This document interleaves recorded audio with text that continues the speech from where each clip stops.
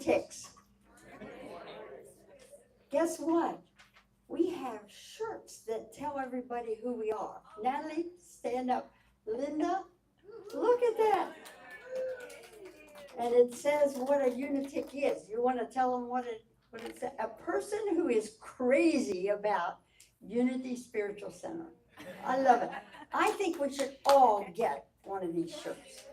Everybody wear them, okay? Love it, love it. Welcome. Unity is a global, inclusive, spiritual community, part of the New Thought movement, offering practical tools and uplifting resources to help people of all walks of life apply positive spiritual principles in their daily lives. So at this point, we ask you to please silence your cell phones. And a little something for your funny bone. A man was driving down the road when a policeman stopped him. The officer looked in the back of the man's truck and said, "Why are those penguins in your truck?" And the man said, "These are my penguins. They belong to me." The policeman said, "You need to take them to the zoo." The next day, the officer saw the same guy driving down the road. He pulled him over again, and he saw the penguins still in the back of his truck. But they were wearing sunglasses. The policeman said, "I thought I told you to take these penguins to the zoo." And the man said, "I did, and today I'm taking them to the beach."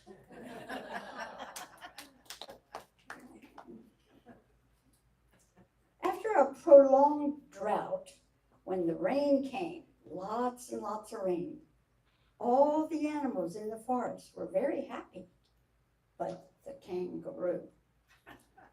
When the others asked for what the reason was for sadness, such sadness of the kangaroo, and the kangaroo revealed that so much rain meant that all the kids would now be playing inside.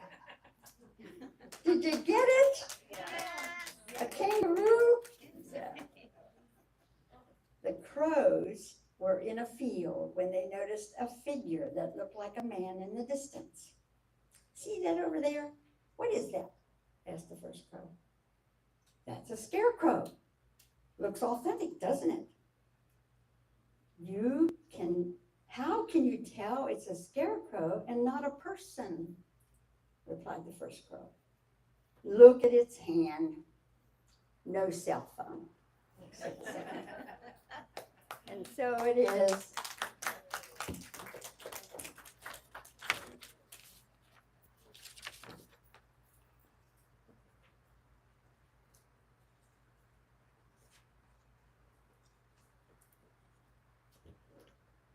Hey, good morning. So our Unity Gifts and Books shop is officially open today. So if you want to browse between 11th and after the service today until about 12, it'll be open, and it's very easy to use there. In fact, what we've discovered is we may eventually get rid of the tip tap because we have a square reader that you can either insert or tap that you can't do with our tip tap. So you can make donations over there too at the books. I want to call it a bookstore. It's more gifts than books. But we did already sell one book this morning, so there. And if you are interested in the Unitic t-shirts or any other Unity t-shirts, some of you may not be aware that Colleen, who's one of our snowbirds, has a t-shirt business. She recently sold it to her son, but she's still very much involved. This was her idea. And so she made sure that the board members had them so that we could show them off. And then if you're interested, you can sign up back at the back table there, put your name, your size, your color, and we'll get it ordered for you. So, cool, huh? And Amanda, would you like to announce your class today. Good morning, everyone. Morning. Hi. I am just announcing that I will be having another workshop today. We will be doing a few nervous system regulation practices and learning how to rewire our nervous system so that we can create and cultivate a more calm and peaceful life. So I'd love to see you all there. It's from 1 to 2:30. Suggested donation is $20, but if you can't make it, then please come anyway. Everyone is welcome.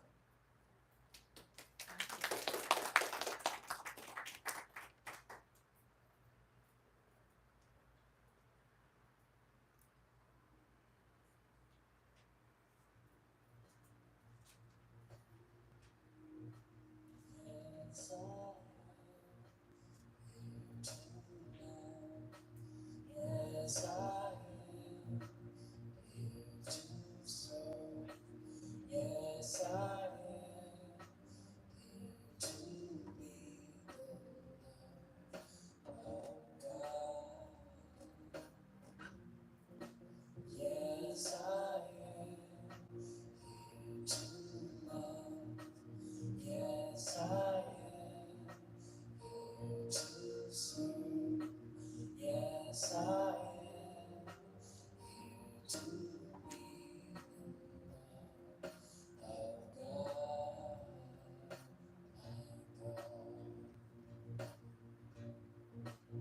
And I know forever more than I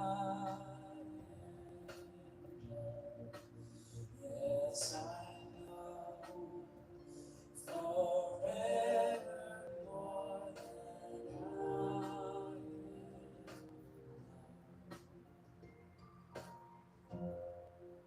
Yes, I am here to learn.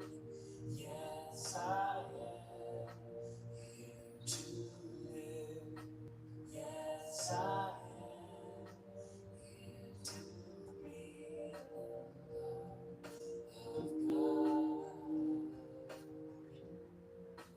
Yes, I am here to learn.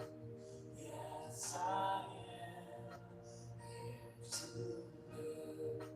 Yes, I am here to be the love of God. And I know forever more than I am. Yes, I know forever more than I am.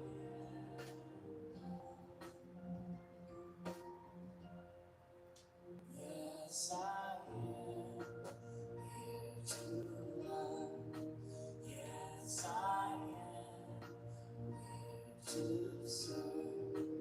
Yes, I am here to be the love of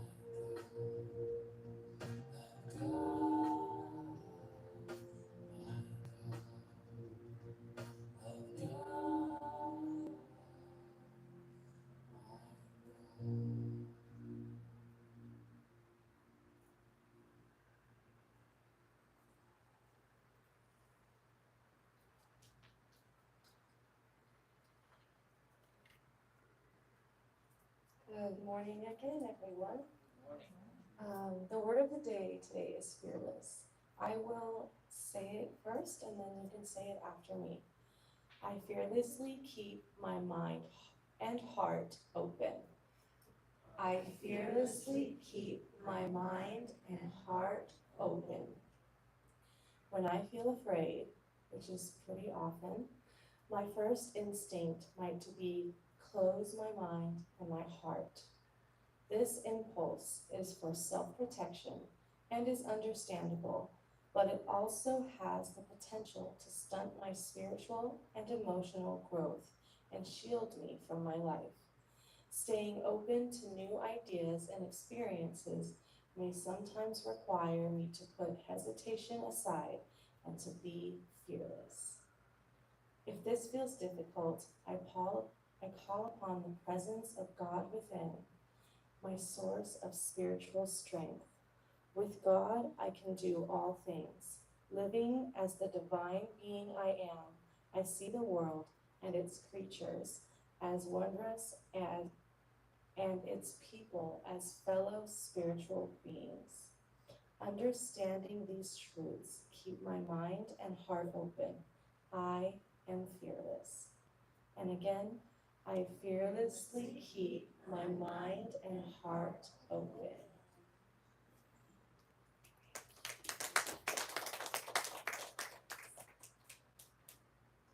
Things go wrong. It's natural to wonder. What celestial rule did I break? Things go right. It's logical to ponder.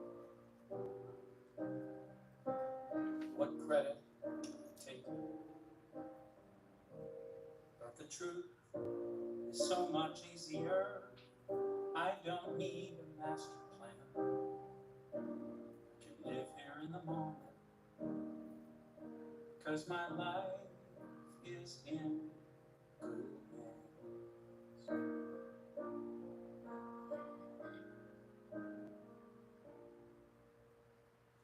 I don't need to know where the wind blows, 'cause God knows. I don't need to know what the future holds, 'cause God knows. I need never know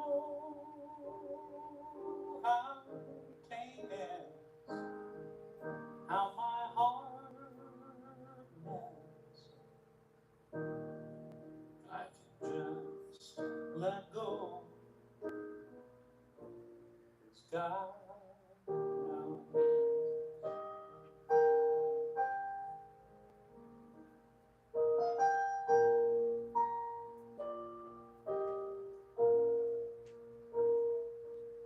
Still I find crying out for answers. Guess I'm still craving control. Still I find afraid of taking chances, as if I could damage my soul. But at this moment, I remember it comes so clear to me that the minute I surrender, I'm as safe as I could be.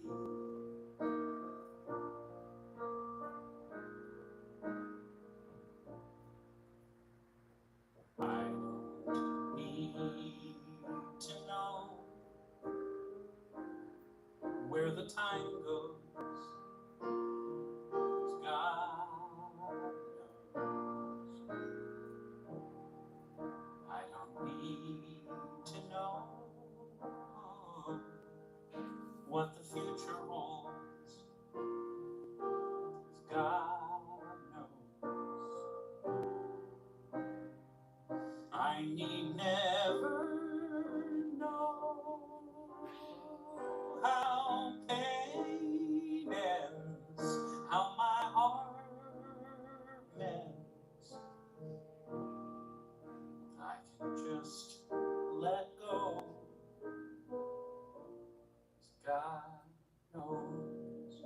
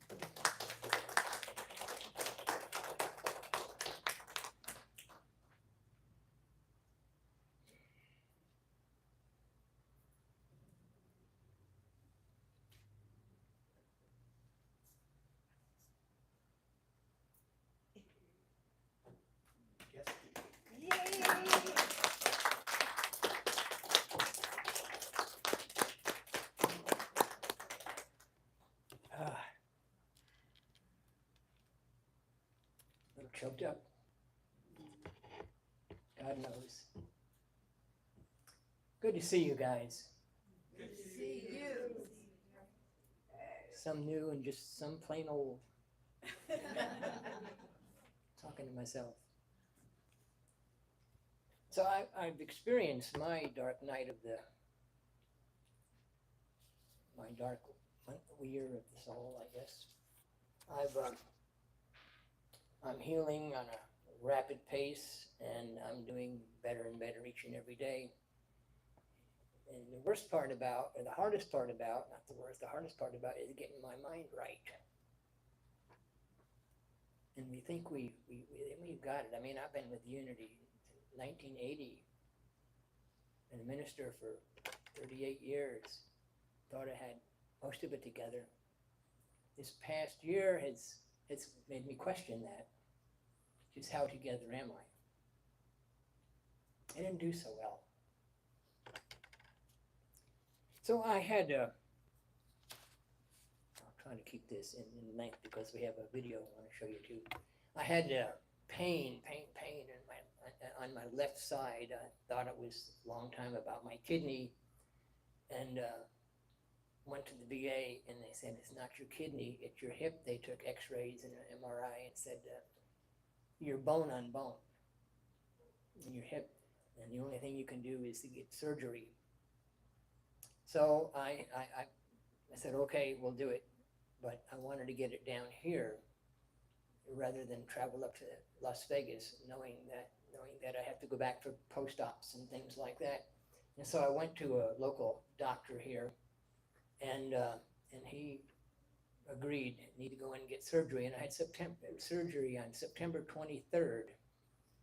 That's a long time ago. And talked to people before I went in, and people, oh, it's not bad. In a month or so, you're back on your feet. Everything's fine. And I bought it. Good. Let's do it. And it didn't turn out like I wanted it to. Some things in life just don't turn out the way we want them to, when we want them to, how we want them to, and why we want them to. And mine just wasn't the best experience for me. But overall it is, because I've learned so much about Barry, about myself, about life. When I turned 83 in June, I had a few of these end-of-life thoughts, and not afraid to die. I've had out-of-body experiences from a car wreck. I know that I'm not afraid to die. I just don't want to leave my family behind, people I love. Hard. So I've just had more pain than what I thought I was going to have, and they all agreed that the best thing to do is to get on pain meds, and I have to do somewhat, but I don't want to live the rest of my life on pain meds. And so I've been doing something unique, prayer. When all else fails, how silly, turn to the doctors first, and then to the mind within, the mind of God within. He said, no, I've had enough of this. This is it. I've learned what I need to learn, and I need to get better, and I want to get better, and I will get better. And I call forth the universe to support me in each and every way. And so I have I don't want to dwell on this, but I have a bone spur on my spine, and I've got, they decided I had sciatica and things like that. So anyway, that's what I'm working on. God and I are working on, my higher self and I are working on it.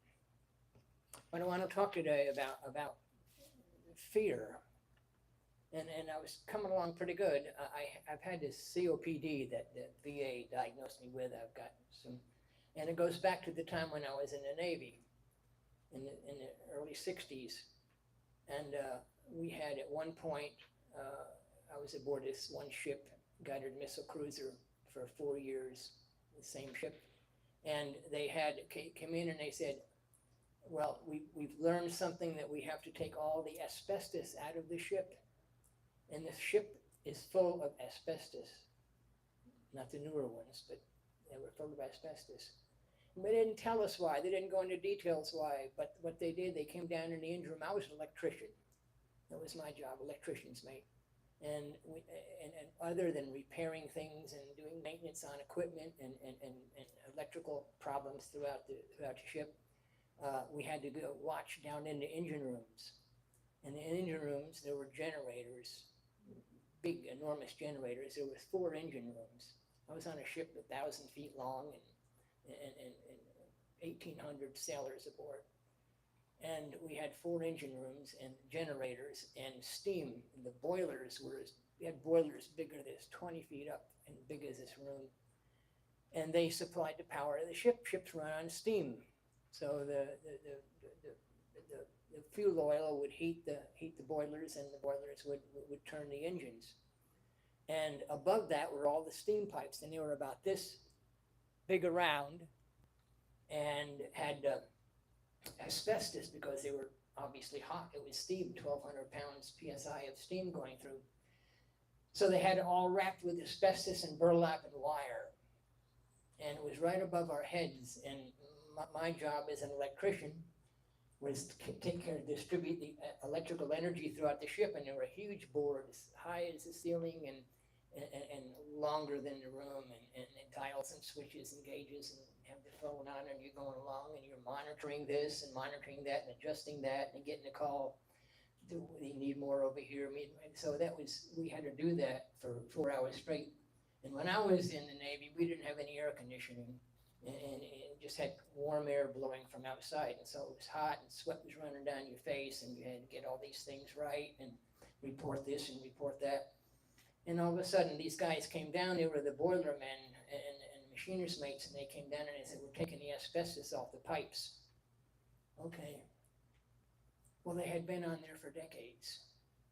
And when they got up there on the ladders to take them down, all of a sudden the room was filled, big engine room.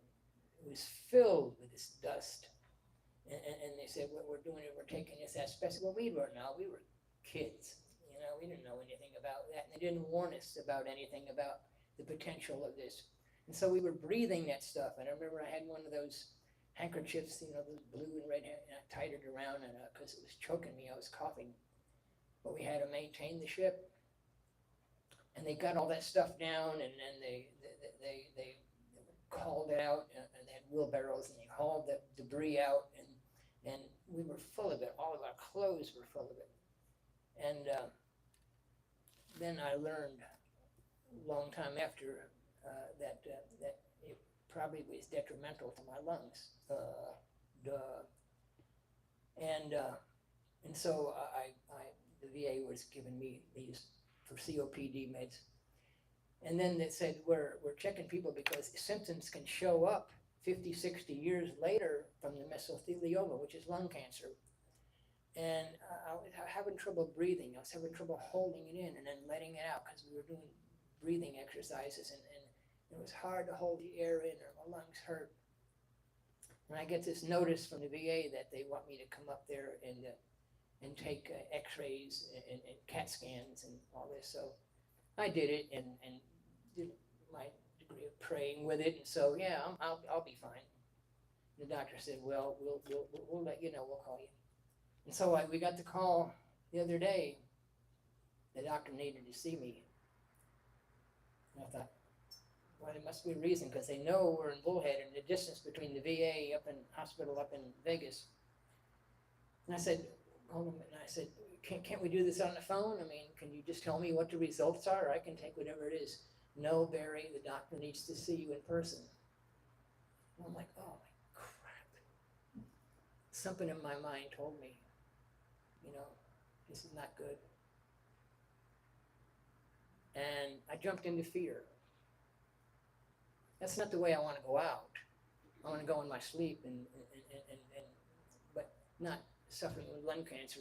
I've known people who had lung cancer, mesothelioma, and it's a tragic way to go. It's horrible. And I was running those ideas in my head and built up all this fear. And I was telling Natalie, I said, I had to pray for the best and think that it might not be good news. And Natalie was positive, Mom was positive, but Barry wasn't. Not outwardly, I didn't talk to them too much, but inside I was thinking, oh man, this is the worst way to go. And so we said, well, we'll just go up there to VA, and Natalie and I went the other day up there, and with great trepidation, walked into the doctor's office. She looked at me, and I'm trying to check out her eyes to see what's coming from. She said, I've got your CAT scan here, but I want to know something. Sure. Why are you here? Why am I here? Yeah.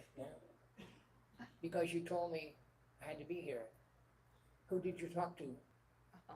I suppose it was somebody from your office, and I thought we could do it in a phone call. And she said, yeah, you're fine. Here's your CAT scan. Here's your x-ray. And it was like, gut punch. Why in the hell did you do this to yourself, Mary? You know better. Don't you know better? Yes, I know better. We all know better. But between our thoughts and our actions and what have you, we always don't do what we know we should do. Not to fear, not to worry. And so it was a big lesson. I'm still having some difficulties, but they're on their way out, and I really feel welcome. So I want to play a video, Lyndon, and this is Greg Braden, and I met Greg Braden back in the 80s. Went to a couple of workshops of his. Went up to his house in northern New Mexico, and I just think so much of him. And the other one is Wayne Dyer. Wayne Dyer has always been my hero. He's left the planet right now, other work to do, he said. But anyway, I'd like you to enjoy this. Albert Einstein once said that the most important decision you'll ever make is to decide once and for all whether you live in a universe that is supportive, that supports you and is friendly, or whether you live in a universe that is hostile and it is not supportive. So we got a program. What was the program? It said, you don't heal yourself, the doctor heals you. A negative belief can hurt you, if not kill you, as much as a positive belief can heal you. How often do you hear you have to take a pill for virtually any ailment that might be concerning you, and then if you don't have one, they'll invent one? And create new ailments. Right, exactly. Your body has these reserve cells, and the understanding of these reserve cells is that they will repair or replace anything that your intention is focused on.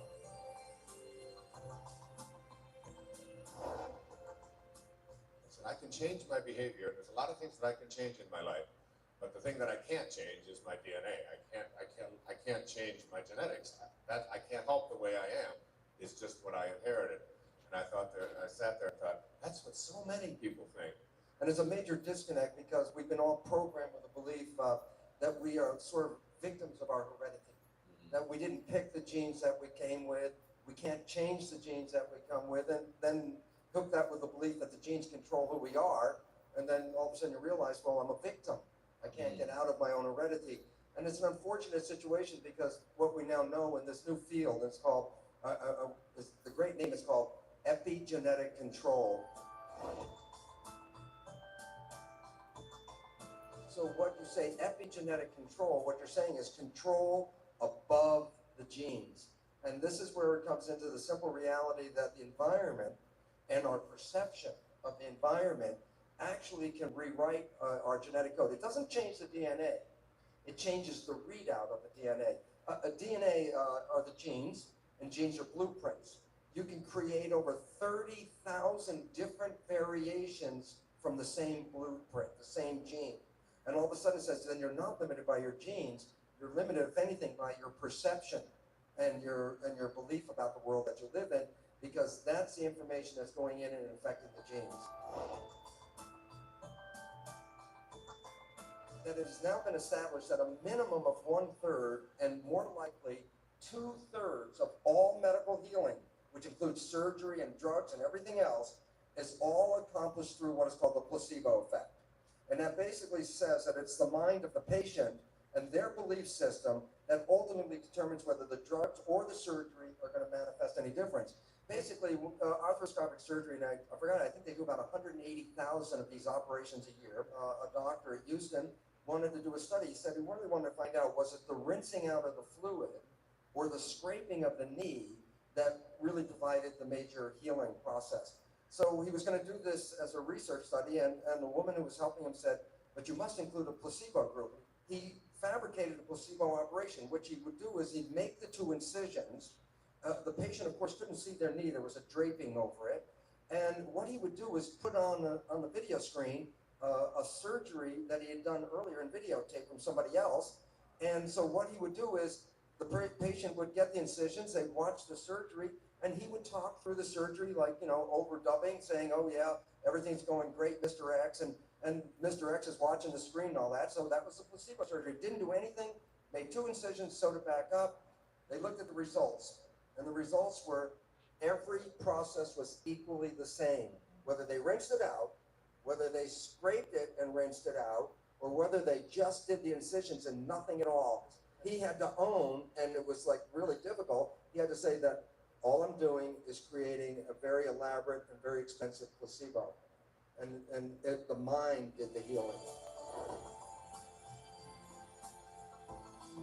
There's something called the nocebo effect. And the nocebo effect is essentially the same as placebo effect, but it's based on something different. It says a negative belief can hurt you, if not kill you, as much as a positive belief can heal you. And so the real serious issue is that it's really the power of belief. Positive or negative are equally powerful, but go in opposite directions. The function of the mind is to create coherence between your beliefs and the reality that you experience. So if you have a belief in your mind that you can't do something, or that you are susceptible to something, and that's your belief, then the mind's function is to create coherence so that you will manifest that belief to be true. So it's very interesting, because Henry Ford, he would say, whether you believe you can or whether you believe you can't, you're right. When a patient hears that they cannot heal themselves, when there's something that's terminal, or any of these other issues, that perception alone can stop the entire healing process right there. My friend, talked about one of his best friends. He died. He had a black mark on his lung, and when he found out that he had this black mark on his lung, it meant lung cancer. He was devastated, and within 3 weeks he was dead. When they were cleaning out his office, they found X-rays that had been taken of him 20 years before. Same black mark was on the lung, the exact same. It had been there for 20 years. But it wasn't until he found out and thought that this was a brand new thing, and then the mind began to take over. When they're ready, this is the fun part. There's something called spontaneous remission. And what is spontaneous remission? Well, these are people, let's say, with terminal illnesses, and everybody counts them out. And then for some particular reason, which I'll get into in a second, something happens, and all of a sudden they get up out of that deathbed and they're no longer sick. And you want to say, well, what is the one common underlying feature that connects all spontaneous remission? You know what makes their health come back is because they let go of all of the things that actually gave them the disease, their belief issues, because they let it go, because they said, well, I don't have time to think about this. I'm just going to go out and enjoy my life. In that enjoyment of life and letting go of the belief, they change their perceptions. And the beautiful part about it is, as fast as you change your perception is as fast as you reprogram the cells. The cells are programmable and instantaneous. There's a thing called neuro-linguistic programming. And NLP is nothing more than finding, with depressed patients, what we have found with people who are severely depressed and have been on Prozac and so on, what we do is we take them off the Prozac and they measure the brain and the chemistry of the brain, and then they will ask the person to no longer identify with an event in their life that is causing them to be depressed, but instead to step outside of their body, to become the observer to it, and instead of saying, okay, here's another thing that's causing me to be depressed, you say, you put your attention on something else. And the thing you put your attention on is, there goes my brain again misfiring. It is doing something that it has been trained to do, and you're the observer, you're just watching it. And when people then are trained to put their attention on any moment in their life, that they were happy, that they were fulfilled, that they were, as you mentioned, as they were in love, that the chemist, then they measure the chemistry through an MRI, they measure the chemistry of their brain, and their brain has changed exactly the same way that taking one of these pills does, except there's no side effects. One of the biggest obvious facts that always gets me upset is Prozac, one of the biggest selling drugs on the planet, has been verified in a laboratory testing by the drug companies to be no more effective than a sugar pill. And yet it's billions of dollars in this, and that's because people believe in Prozac. But that's called the placebo effect. And yet the side effects from Prozac are disastrous. Your own brain is your best pharmacy. Everything in your head will fix everything in your body. And that's all we really need to know, but we need to re-educate ourselves to access that.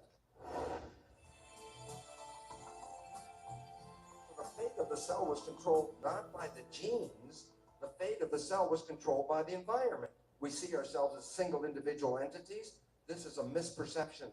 You are not a single entity, you are a community, because the living things are called cells, and you are made up of about 50 trillion cells, so your body is a community. And why that's relevant is when I would work in my cell cultures, and I'd take my culture dish and put it into a bad environment, the cells will physically get sick, you can see that, they'd stop growing, they start dying, and then I take that culture dish, same dish, move it out of that bad environment, put it into a good environment, the cells would immediately recover, start growing and reproducing and flourishing. Why is that important? Because think about this as who you are. You are skin-covered petri dishes. You have 50 trillion cells in your petri dish under your skin. You take your petri dish and put it in this negative environment, I can assure you, I already know what's going to happen. You're going to cause those cells to get sick. Not that the cells are organically sick, they're just complementing what the environment is. And the relevant, take your skin-covered petri dish, move it into a better environment, and the cells will immediately get well.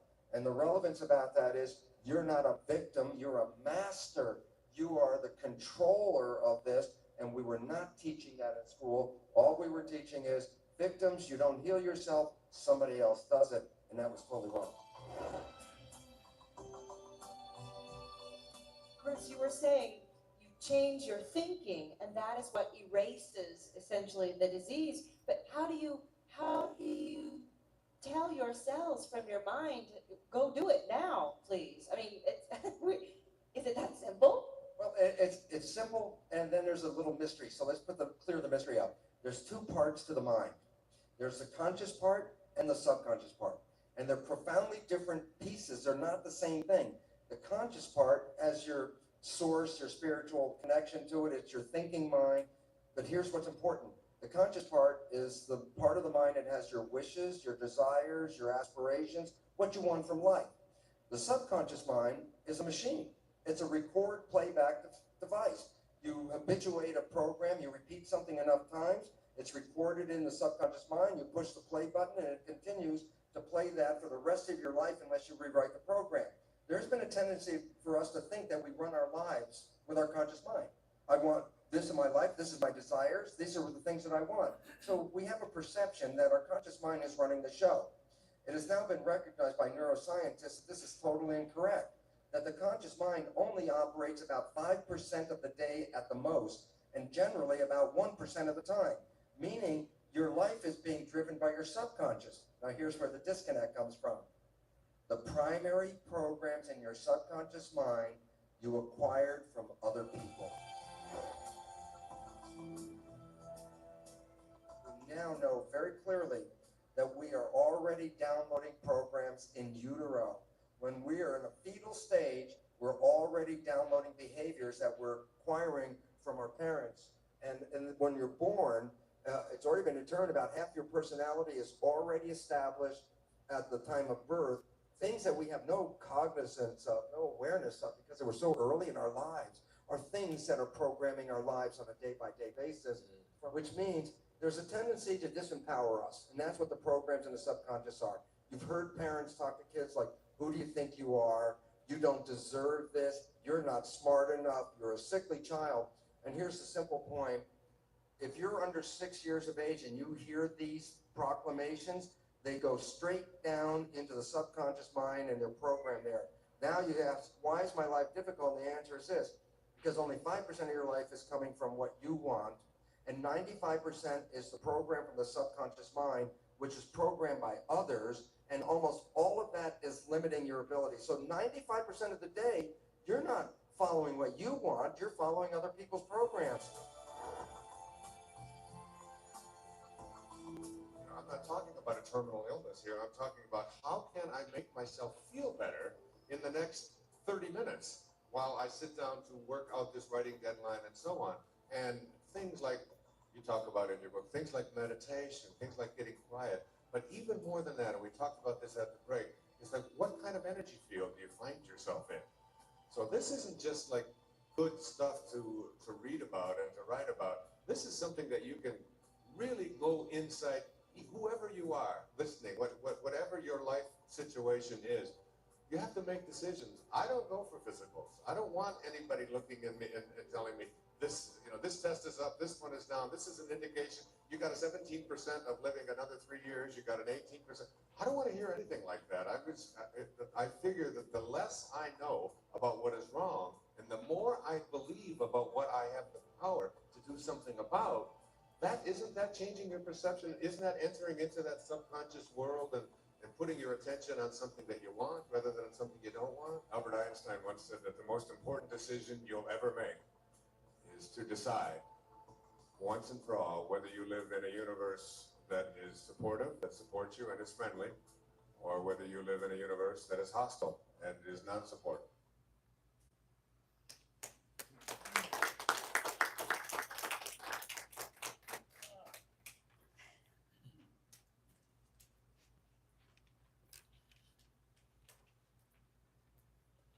So I figured that in the last 15, 20 minutes that I was speaking, it's all BS. My BS. Oh, look at you, I see what you're thinking. My belief system. It was my belief system. I fed into it, I believed it. And so these two guys up here, these two masters, tell it like it is. And the thing I know about you, whether you believe it or not, but you are also a master. You are a God being. You're an incredible, high goddess, God goddess. Jesus said you're gods and you don't even know it. And so that's what we're here to do, is a bunch of us, gods and goddesses, getting together, believing that there is more to us than what we could possibly believe. And living as a family, living in a community that knows the truth, that our BS is kind of what runs our life. And so I made a commitment a long time ago, and I need to renew it. Sometimes we need to renew our commitments to believe in ourselves more than we believe in what's outside of us. Greater in you is within you than is in the kingdom. Did I say that right? Yeah, all right. Anyway, God bless you. Thank you. Love you.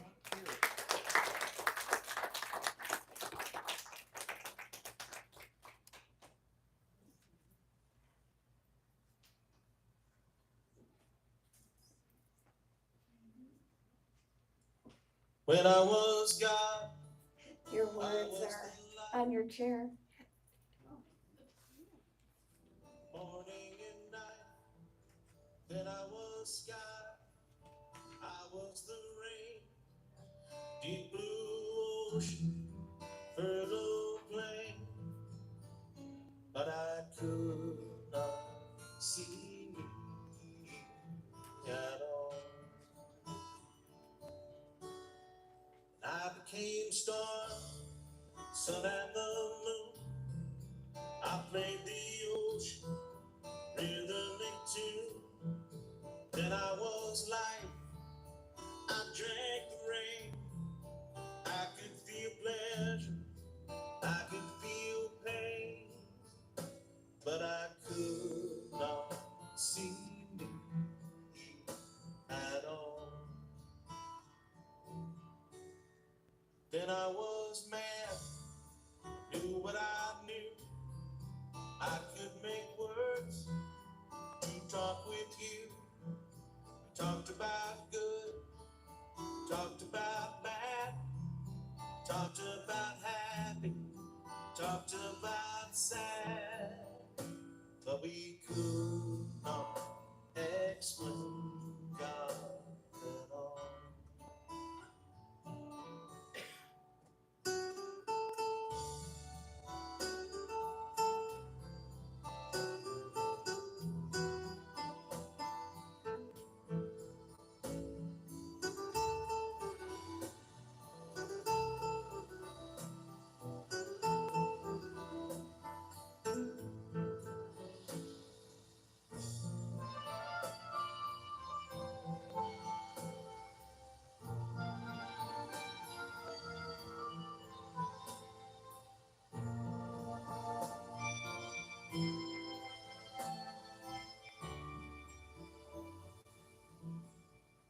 Then I was me, making a life of my box of thoughts, the joy and the strife.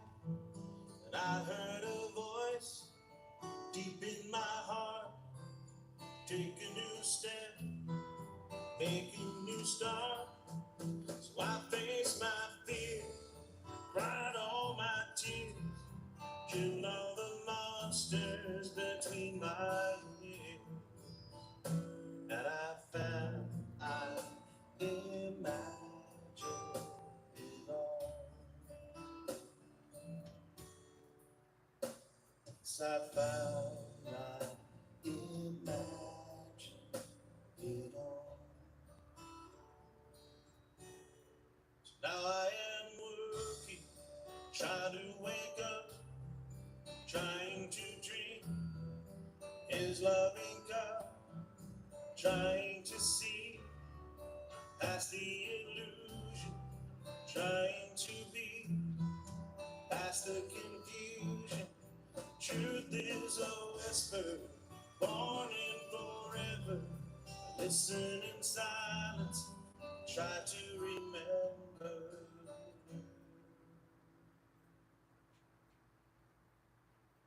When I was God, when I was God, when I was God,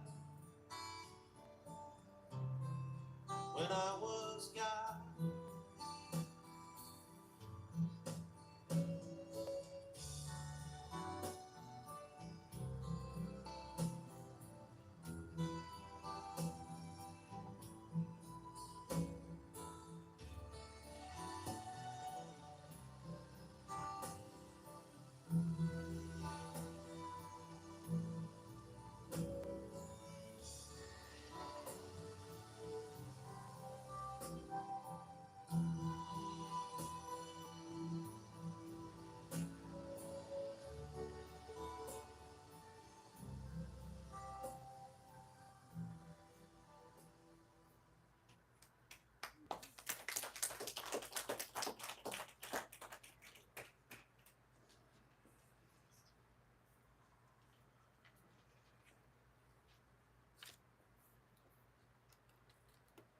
This is our time when we welcome our guests, and we're delighted that Liz has joined us.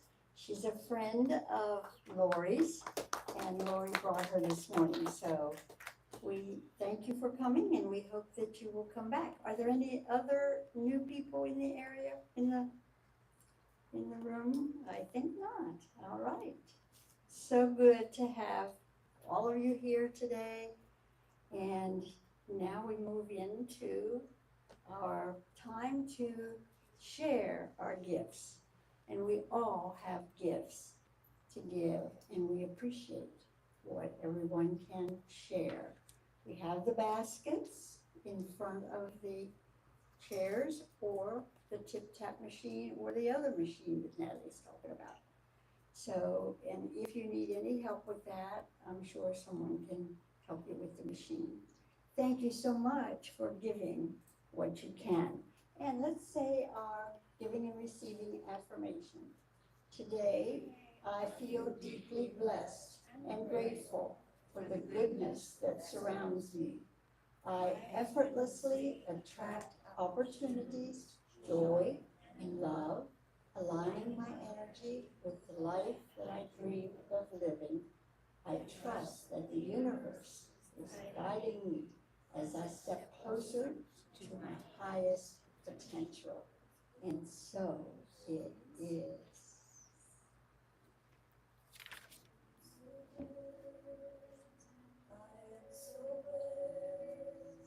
I am so grateful for all that I have. I am so blessed. I am so blessed. I am so grateful. I am so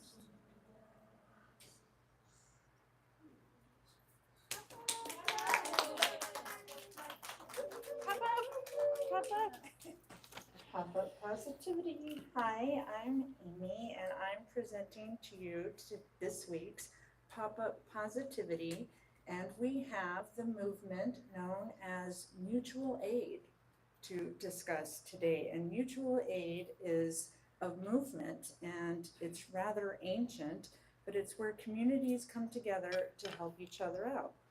The definition is mutual aid is the voluntary peer-to-peer exchange of resources and services for mutual benefit. And Indigenous communities have practiced reciprocal community care for millennia, and there are at least 800 known mutual aid networks operating across the country right now. So this comes about as basically a form of resistance. It comes in communities that have to resist certain things. It's kind of a form of protest in a way, and it's where many people step up and meet the moment of the needs in their communities. They don't really take anything, they don't really give anything, they exchange everything. And they support each other all over the country. Things like simple things, tutoring each other's kids, collecting perishable foods, providing hygiene products, non-perishable foods, providing clothing closets, a safe space to share concerns. This has been going on for a while in this country. Recent examples in the Black Panther movement, and they had their Breakfast for Children medical clinics during the HIV/AIDS crisis, therapy groups, other clinics provided for free to each other. And most recently, of course, COVID. During COVID, even communities I participated in provided what was needed in the communities. A restaurant that I knew down in Mesa provided the school lunches for the kids when the schools were closed. So, and that was when they noticed the number of these mutual aid networks went from 50 to 800. They think that number is more now though, because these are informal, small organizations that people can do around their schools, or just a group of people getting together that want to help each other. And if we can do this, we can instill the idea of it's solidarity, not charity.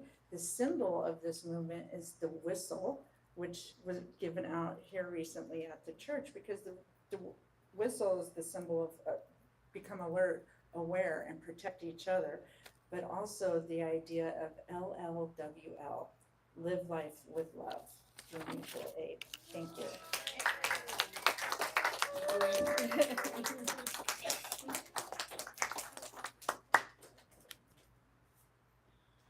So what is this? So we don't have Jerry here today. So I guess we go right into our peace song. So if you want to make the circle, and hopefully we'll have help with our music this week than what we had last week. Yes, we do.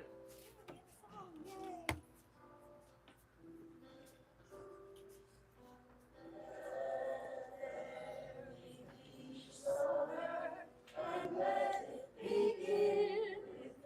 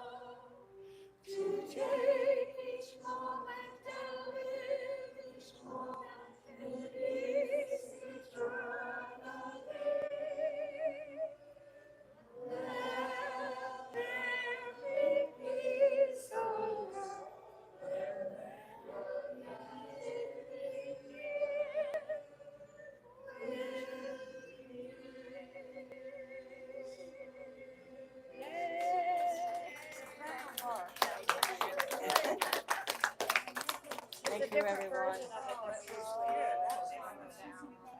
Those guys, Oh, yeah. It's so good to have you back. good to be back. Yeah, you are the heart of this place. I'm so glad you're here.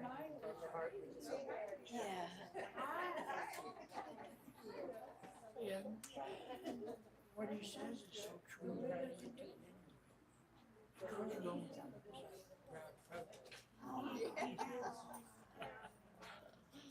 Yeah.